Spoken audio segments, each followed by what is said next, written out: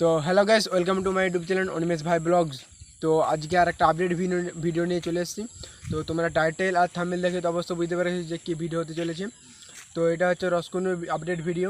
তো রসকুন্ডুতে তোমরা জানো যে ওখানে প্রচুর বড় ধামাকাদার কম্পিটিশান হয়। তো আগের বছর কী কী সেট আপ ছিল যদি না জেনে থাকো তো আমি বলে দিচ্ছি। আগের বছর ছিল বর্মনি মিউজিক এবং কেটিএম মিউজিক আর ডি মিউজিক ছিল, আর পাওয়ার মিউজিকও ছিল, কিন্তু পাওয়ার মিউজিক কম্পিটিশন লড়তে পারেনি কারণ তাকে পুলিশে খোলা করেছিল। আর বর্মনি মিউজিক এবং কেটিএম মিউজিক তার জোরদার কম্পিটিশন হয়েছে দুটো বক্সারে। তো এবছর থাকছে 2024-এ থাকছে লাস্টের সোমবারে কী কী সেট আপ থাকছে। তো ভিডিওটি পুরো ফুল ওয়াচ করতে থাকে, তাহলে বুঝতে পারবে যে কী কী সেট আপ থাকছে। তো আমি রসকুন্ডুর লোকেশানটা কমেন্ট বক্সে অবশ্যই পিন করে দেবো।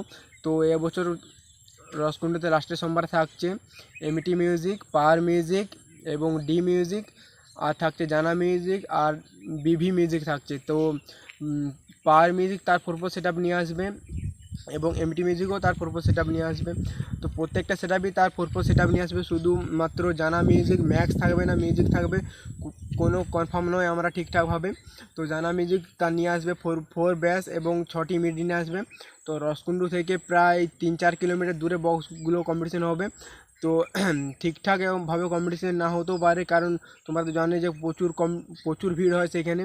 তার জন্য আপনারা যদি কম্পিটিশন দেখতে যান তাহলে আমি কমেন্ট বক্সে এবং লোকেশানটা পিন করে দেবো। তো আপনারা ওখানে দেখে তাড়াতাড়ি সেখানে পৌঁছে যাবেন, না হলে কম্পিটিশানটা আপনারা মিস হয়ে যাবে দেখা।